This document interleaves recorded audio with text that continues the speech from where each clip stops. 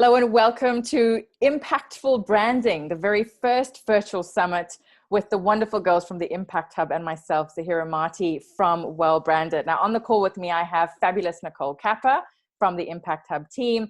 And our very special guest, which we're very grateful for your time today, is Tarryn Knight, Head of Product and Marketing for Audi South Africa. Tarryn, welcome and thank you so much for your time today. Hi, everybody, and thank you so much for having us. Now, we've got heaps of questions. Audi's always been a favorite brand of mine, and there's always so many exciting things going on with the brand. But being a brand that's always been at the forefront of innovation and so many other areas, branding and marketing is no different in terms of categories.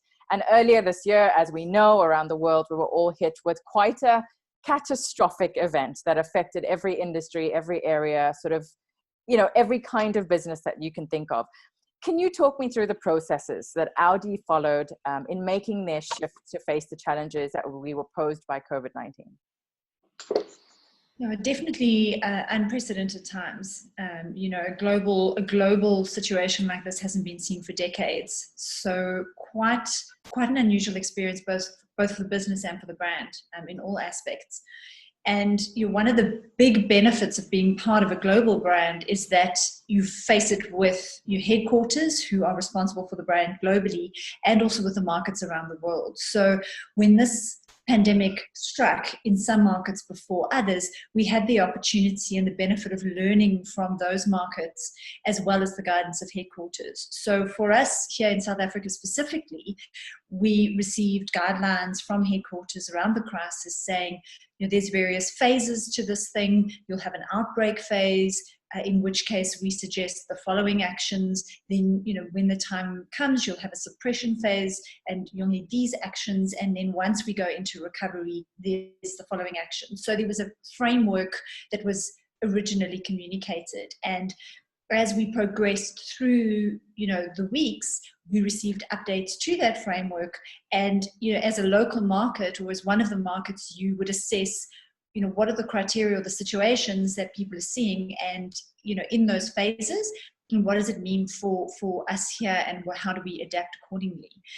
One of the very interesting documents that came across my desk was the case study from China, and having had this outbreak in China and their learnings to go on, and their guidance, of what works and what doesn't work. So for example, you can't just go on talking about your cars and trying to sell and push the products to people when they are afraid and unsure and don't really know what's going on. So, understanding that that's where people are going to be, or that's the mindset you're going to be working with, especially in the beginning, and then people are going to start to be, get a little bit bored, or they're going to need a bit of stimulation while they're sitting at home. So what does that mean for your brand?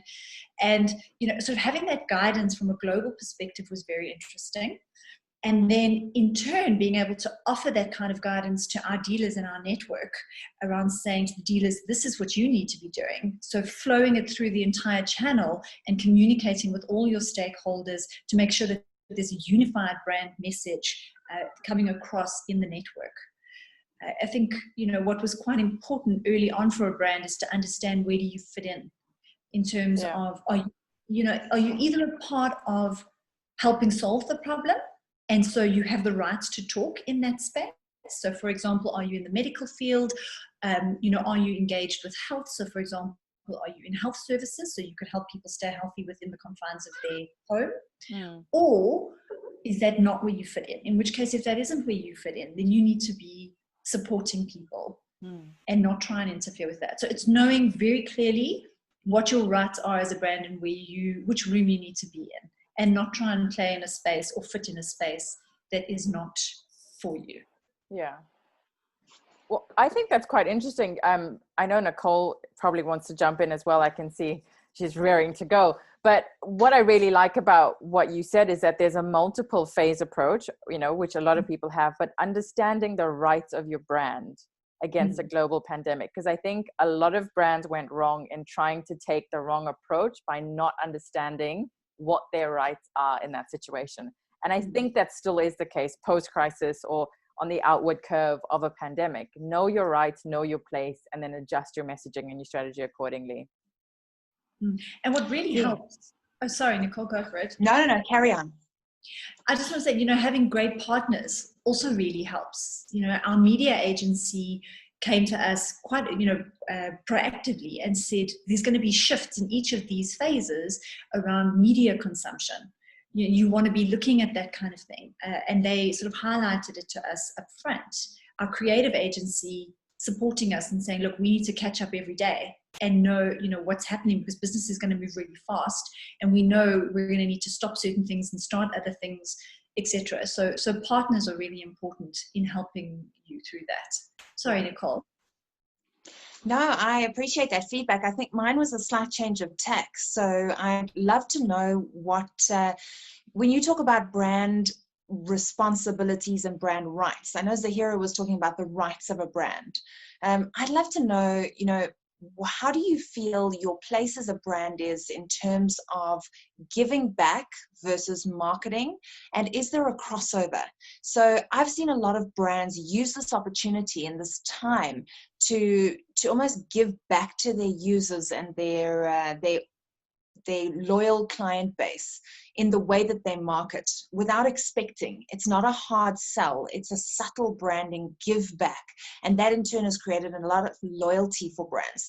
Have you guys experienced this at all? Am I way off base, or is this definitely part of your strategy? I think it's important to give back, but I don't think it should be something that is only a focus at a time when there's a crisis. I think, if you know as a brand what you stand for, and you make sure that at all times you are contributing to community as a part of that. And yes, there are going to be times of crisis like this global pandemic where you want to upweight that a little bit and maybe subtly change what you're focusing on to make sure that you're contributing to the cause itself. But it shouldn't be something that suddenly is brought into the brand, because you need to really understand the persona of the brand, and giving, and contributing to society is very much a part of brand management right now.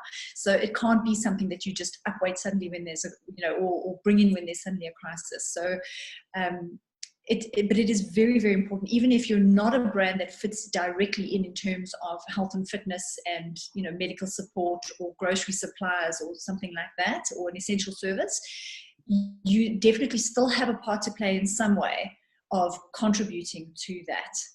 And in South Africa, Audi brand is part of the greater Volkswagen group, and the stuff that the company as a whole has done is just phenomenal. They've just built and launched a hospital with 4,000 beds in the Eastern Cape, which is one of the areas that's going to struggle the most with this pandemic. So we've definitely done that, and we definitely contribute in that way. And it's something that the group, which Audi is a part of, has constantly, is constantly contributing towards. And it's really important to make sure that that's always there. Now, in the spirit of Audi, Audi's always made excellent efforts across multiple mediums, like you said, from a CSR perspective, down to a more casual lifestyle area as well. The digital platforms, and I may be slightly biased, but I always find the digital efforts of Audi as a brand are always really great. They're really engaging. But most importantly, they're very quick. The reaction to changes in global industries or events or any change, I find the Audi brand really, really quick to respond to. And it's always to see the effort placed on these kinds of things and the kinds of mediums that they're very responsive through. Now, what were some of the tactics or the campaigns that maybe were implemented by the brand regionally within your sort of country or continent, as opposed to what was done globally? Because I know, simple example, but the coloring book got me. I was the happiest person when I could download the Audi coloring book from the website. It was the best thing. It came at the exact right time where everyone was looking for things to do. It was all your favorite things. It was a luxurious feel, really cleverly put together. So these kinds of things that really gave you that feel good, fuzzy kind of vibe, which inevitably will come back to the emotional branding and that loyalty and relationship you're building with the brand. What were some of the other campaigns similar to that? To your point, Zahirah, it's so important to always get in the minds of the community and especially your brand custodians and your brand fans to understand what are they going through and to deliver on that. So initially in the beginning, where governments and health industries were saying, you guys need to physically distance from each other, and you need to isolate and all of those things. It's quite a scary concept for people. So to understand that and try and support them in a lighthearted way. And I think a lot of people will have seen the Audi rings separating. There was a logo provided with that 4 Audi rings separate, and it says, stay apart but keep together. Yeah. That's quite a nice way where people see something that they're familiar with, the brand that they, are sort of affectionate towards, or a brand that they can associate with, saying, it's all going to be fine. You just got to do this for a little while. We're even doing it, so it's that kind of support. So that sort of starts off, the conversation, or starts off that sort of affinity with the brand in these difficult times, and that connection. And then, moving into some of the more fun things and thinking, okay, well, people are going to be knocking around at home and a little bit bored. What can we do to entertain them? And especially, we parents like yourself, where you're saying you don't know what to do to entertain children once they've watched everything you've got available for them to watch. Yeah.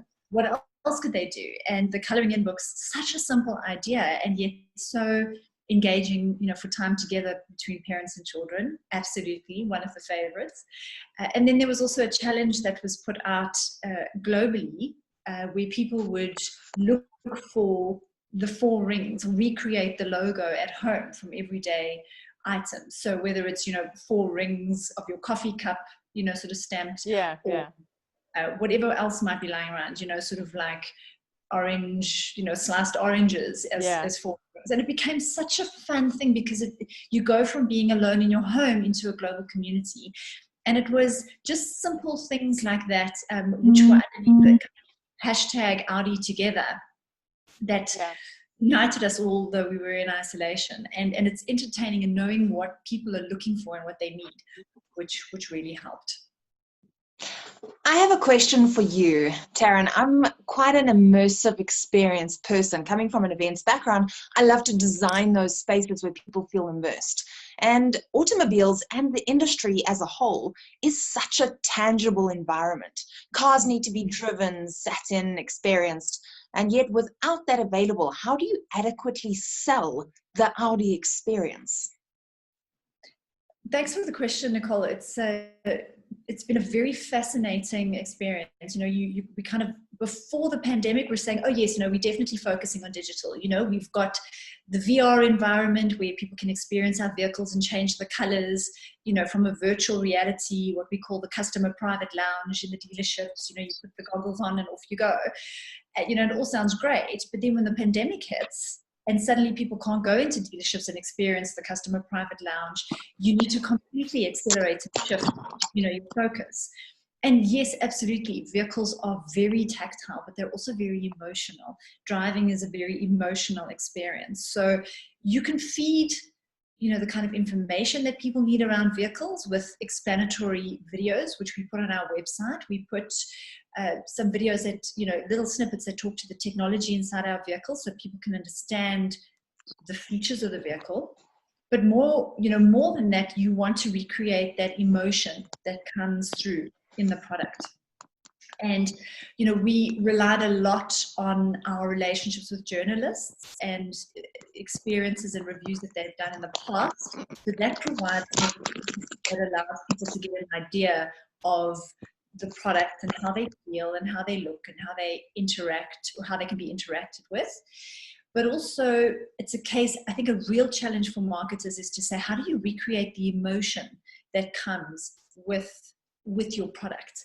So for example, we've got different personalities within our vehicles. And at the moment, we've launched the Q3 Sportback Campaign. Yeah. And how do you portray that excitement and that vibrance of driving that particular type of SUV? And we look at the imagery and say, well, the colors and that excitement we could bring across in perhaps the visuals, the excitement of, the footage that we have. Is how do you translate the emotion you get when engaging with the product into your advertising? And then through those various aspects that people can engage with in their home, the visuals, the product videos, the journalist reviews, once you place them all together and communicate them in different ways to your customers, that is a way that you can give them that product experience up until the point where they're able to then go in and experience the product themselves. taking away that experience and giving them that opportunity in different mediums in terms of sell and product experience and the car and the drive is great. But also your marketing strategy, your marketing material, your marketing events. You know, we were talking in the lead up to this conversation about how you've taken an event ceremony and put that online.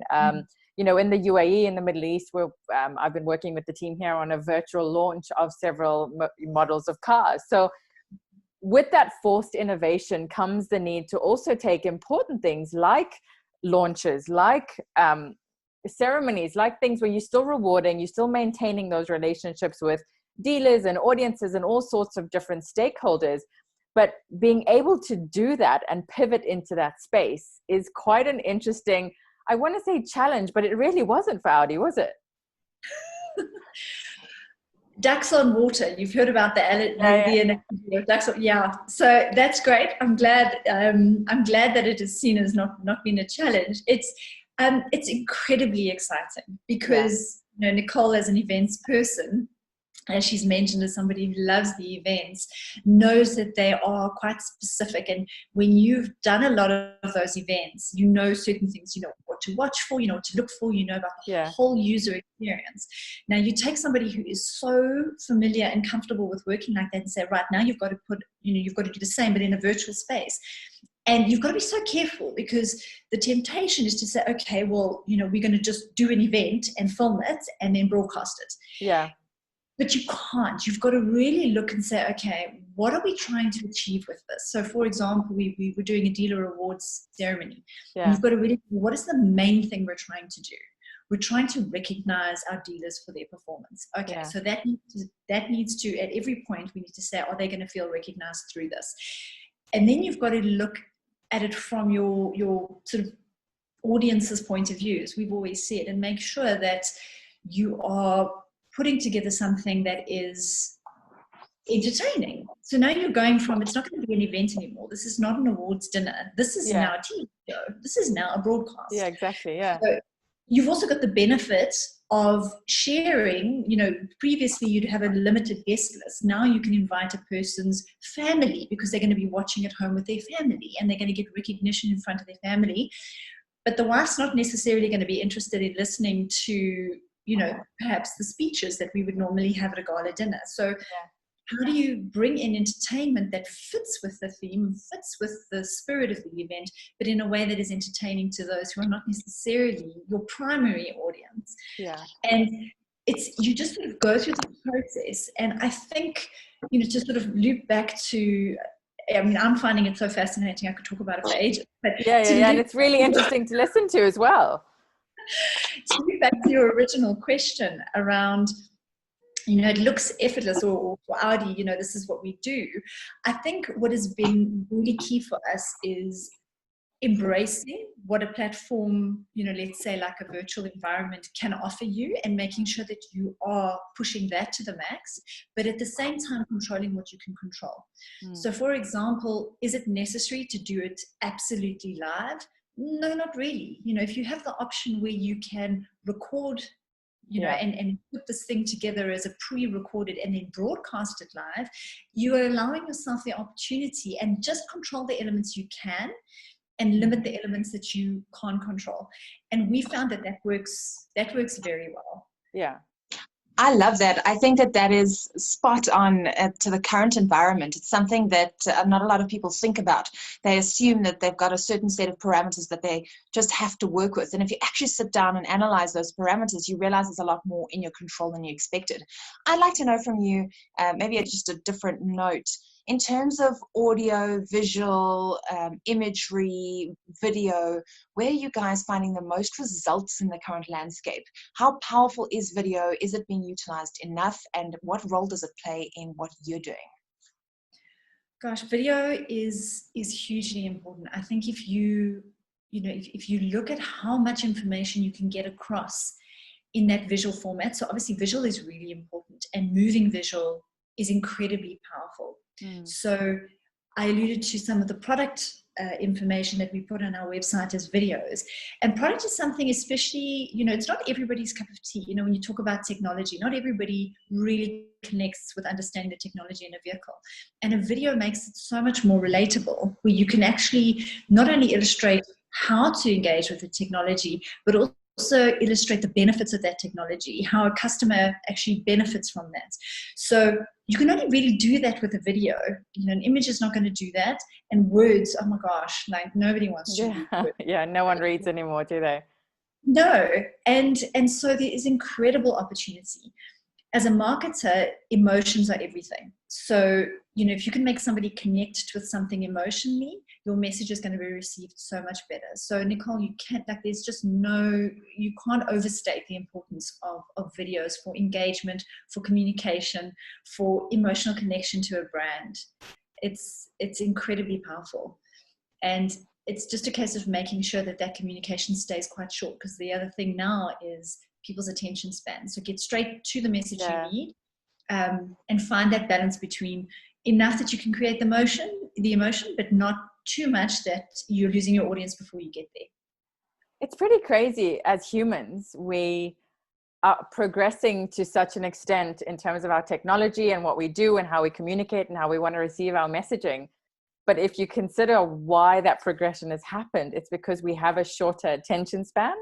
So it's sort of, one almost cancels out the other. We're not patient. We want things really quickly. So that instant gratification factor has to be taken into consideration. This isn't my actual next question, but what you said about emotional branding is something I've been singing from the rooftops for ages. And if you were to this is I guess, textbook Audi, which you're probably bored of to the tilt, but if you were to choose the key emotions or the top 3 emotions that you evoke or would like to evoke from your Audi consumer, your Audi drivers or potential drivers, what would you say those 3 key emotions are? It's a very good and interesting question. I think, one of the most important things for Audi as a brand is progress. Vorsprung stands for progress. So it's that desire to do better and be more. So that aspirational aspect of progress, whatever your field of choice may be. So whether it's, for us, it's vehicle technology and that kind of progress of the human spirit. So the progress, which it's not really an emotion, but that sort of inspirational drive. Yeah. That emotion is one of the first ones that I would say. Passion linked to that, so very closely, but that incredible passion for excellence is something that is also very key in the Audi brand, and I see it in everybody that I work with. I only actually joined the brand about 5 months ago, and that passion is palpable. How people give so much more because they love that brand so much. So passion would definitely be, and passion can be translated and portrayed in so many different ways. So that is definitely the second one. And then the third emotion that I would say is that quiet sense of, and I've got to be careful with the word because it can be negatively portrayed, but accomplishments. Yeah. Audi is a premium brand, and when I sit inside my Audi, there's a feeling of accomplishment. I've worked really hard to get where I am in this car, and this car makes me feel safe. It makes me feel comfortable. It gets me to where I need to go, and the journey is enjoyable, and I feel good inside my vehicle. And as a premium brand, that is what you want. It's a treat for yourself. It's a luxury that you worked for. So it's a bit of it's a bit of a difficult word. No, that was perfect. That was exactly that was exactly what I wanted. It very off the cuff, because I think it's a passion driven answer as well, isn't it? So you answered it perfectly. Yeah, that was perfect. Thank you. Okay. Thank you. I wanted to ask you, Tarryn, you spoke about passion, and I find it remarkable that in just 5 months you have this level of passion for the brand, but it is Audi. So I want to know, how practically does Audi, especially Audi South Africa, convey their brand message through their team? So I know that the brand message is so important, from color to your text and your font to your, what your brand should smell like in your head. But what is your brand message through your teams? Everybody on the ground that's working so hard in Audi South Africa to make the brand what it is. How do you convey that session, that feeling of progress, passion, and accomplishment? That's an excellent question, because a brand is not only important to your customers. I think marketing has been very externally focused for a very long time. And what's really important is making sure that a company's brand is as much focused on its employees as it is on its customers.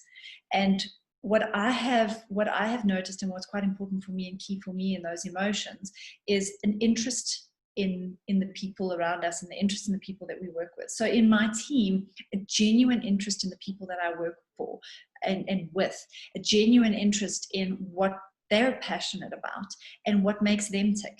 Where, for example, it may be my PR manager, my events manager, my brand manager. They've all got a passion for what they do. So it's about making sure that the people that are placed in those positions have a genuine interest in their portfolio, making sure that they have everything they need to excel, and then you just watch and stay interested in what they're doing and their input, and you'll be amazed that passion just grows, and through that interest and feeding that interest in them, they then become more interested in your customers and their experiences, and making sure that your customers have everything that they need to enjoy your product and enjoy the interaction with your product. So I think that genuine interest in the people in your team and interacting with them in a very authentic, genuine way just perpetuates that incredible passion for both the brand, what it stands for, and it perpetuates excellence in all the various portfolios.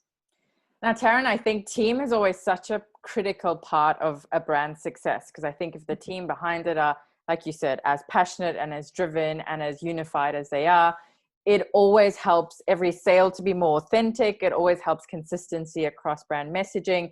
But with all of that, with a passionate team, with an amazing product, with a fantastic brand that's headquartered, with an amazing legacy and heritage behind it, when we are faced with something like we have been this year, regardless of industry, regardless of, the people and the humans behind it, there are financial implications. There are financial I can't even speak today. Financial implications of a crisis that, as much as we try to retain, or, it's going to hit us one way or the other.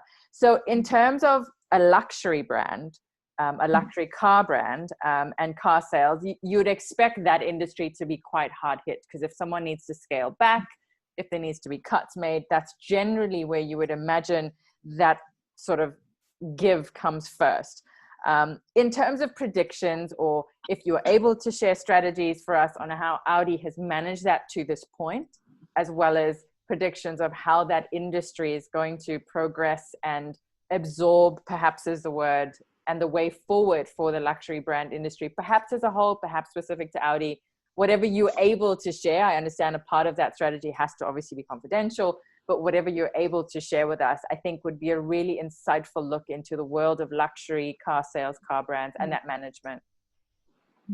I think all industries are going to have to go through a period of introspection and adjustment.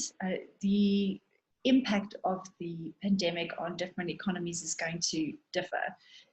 And to stay relevant, brands are going to need to really introspect and make sure that they're listening to their customers fully. For Audi in South Africa specifically, we are aware of the potential buy down effect. So customers looking to get into smaller vehicles, and we've made sure that in the sort of short to medium term, we're ready for that, in that we've got the stock we need with the smaller vehicles, and not to be afraid to advertise to customers that are currently perhaps in a bigger, more luxury, say SUV, to be ready for them to say, well, actually, I want to buy down into something a little bit smaller. Yeah. People are not always going to be looking for something bigger and better in your product lineup, and to just listen and say, well, what is it that you're looking for?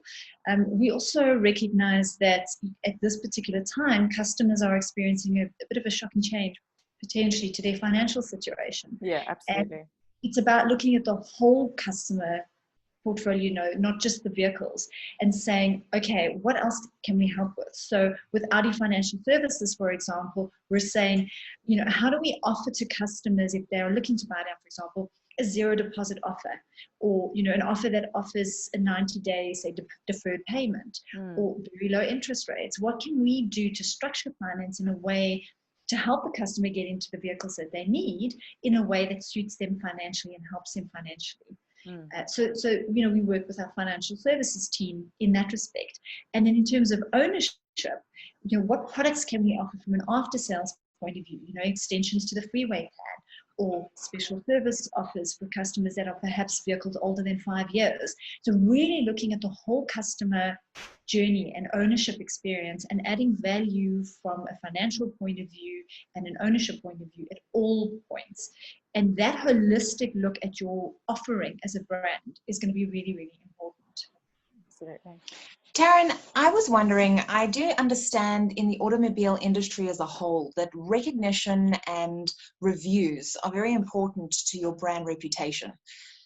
How does Audi, and especially Audi South Africa, feel about awards, and are they a part of your strategy?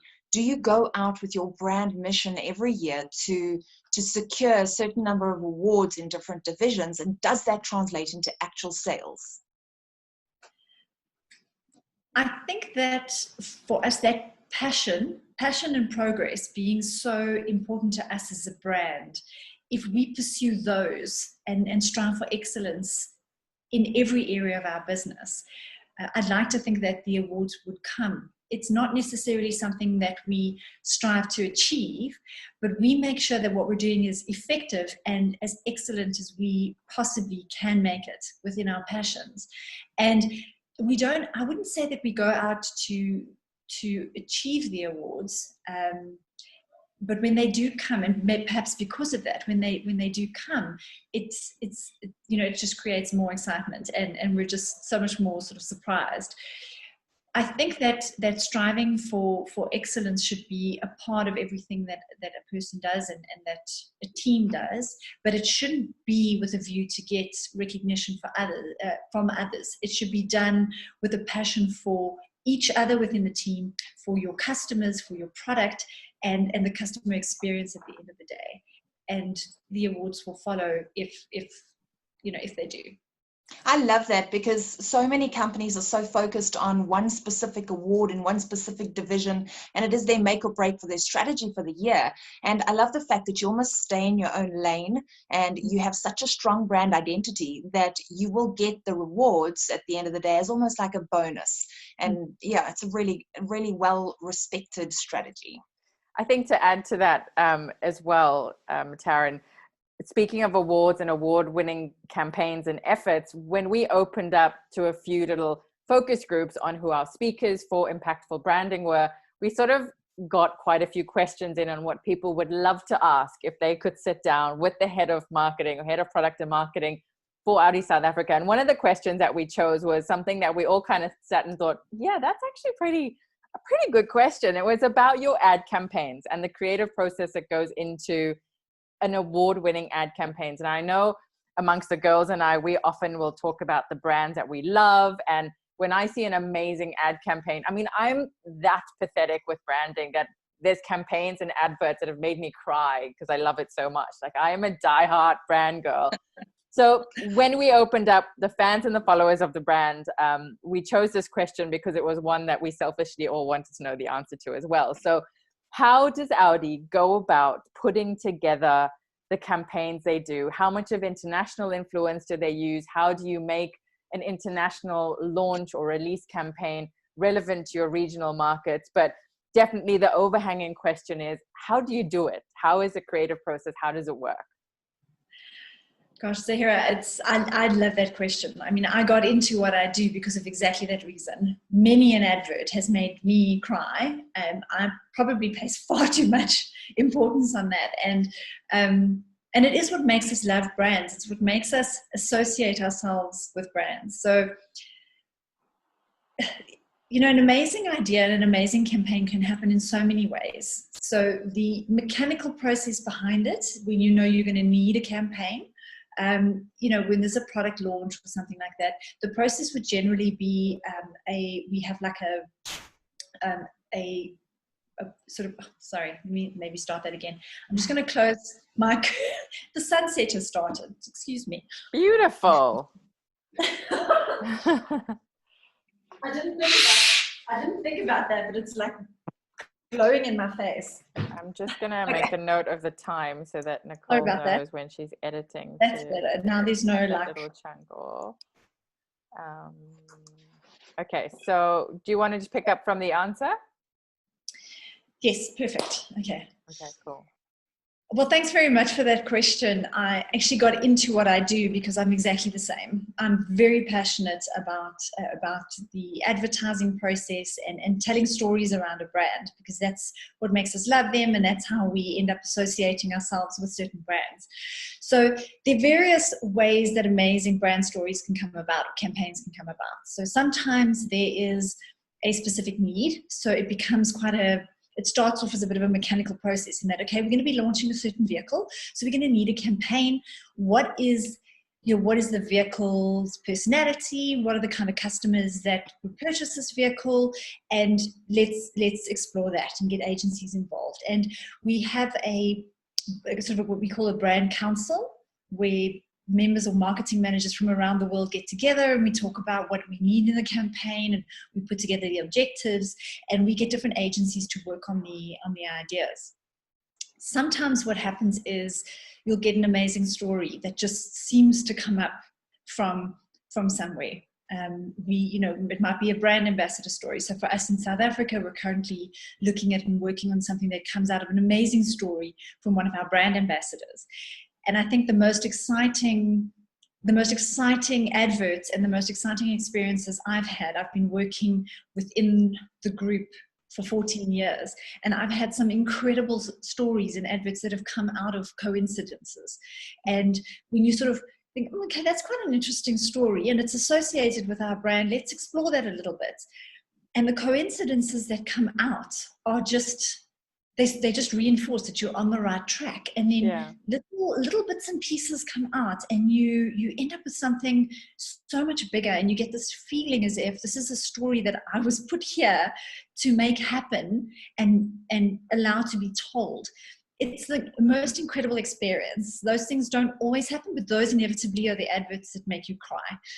And so sometimes the process is a little bit more mechanical in terms of working with agencies and getting campaigns that reach certain objectives, and they will end up being amazing. They absolutely are. And sometimes there's just magical stories that just let themselves be known, and you create the platform, and the link with the brand is just so natural, and that's magic.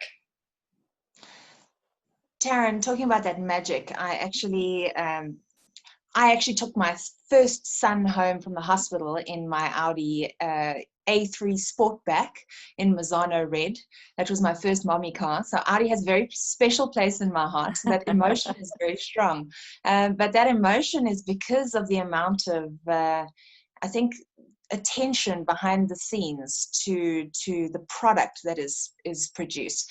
I've got a quote here by August Horsch, the founder of Audi, and he said, "The only innovations that interest me are the ones that lead to greater strength and quality." And I just wanted to talk for a second about innovation. Somebody close to me recently said that the only people who will emerge from this season stronger are the ones who are innovating. I don't know if you're allowed to, if there's any innovations that you can talk about at Audi that you can share with us at the moment. Otherwise, just how valuable and important is innovation to you moving out of the season? So innovations, gosh, I think people often look for big innovations to recognize them as innovations. People look for something new. For us, it's about doing everything in a new way. So your innovations can actually be small things and big things. So a big thing might potentially be, as we've mentioned briefly, going from a gala dinner as an award ceremony to now what is essentially a TV production that you're putting on to recognize your dealers for what they've achieved. And so that's quite an innovation for us, and there's a lot of learning around that. But the innovations can also be small. So, in the way that we've worked as a team, we're quite used to working in a certain way, and I'm sure a lot of people have experienced this, where suddenly you're forced to all working remotely and working from home. So, you've got to innovate in ways like that. I found, for example, with my team, one of the things that I tried to do was send a video or do, FaceTimes instead of phone conferences, because you're trying to save the bandwidth, so you're not using video often, but then you forget the importance of having that interaction face to face. So, you're innovating, everybody is innovating.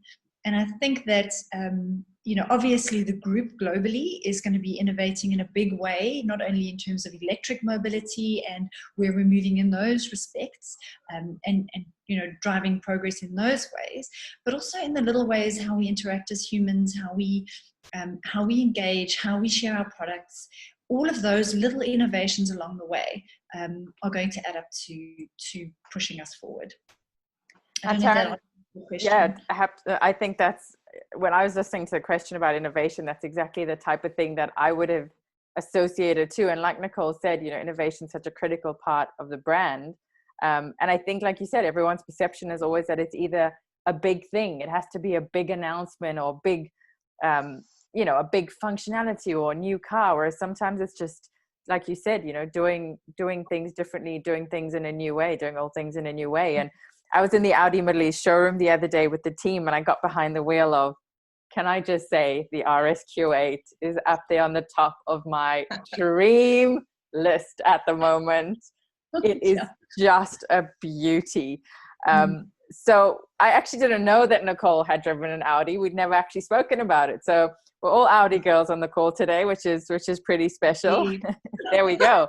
So Tarryn, before I let you go, I mean, it's been a fantastic conversation. There's been so many takeaways and so many learnings, but what can we look forward to from Audi South Africa over the remainder of 2020, maybe the first part of 2021? Can you give us any hot off the press things to look forward to? With pleasure. Actually, I'm very, very excited for what's coming this year. We've got an absolute onslaught of new products coming in South Africa. We've just launched, the A6 with the media. We've got the A6. We've launched a few new vehicles, the A1 and the Q3 and the A7 recently.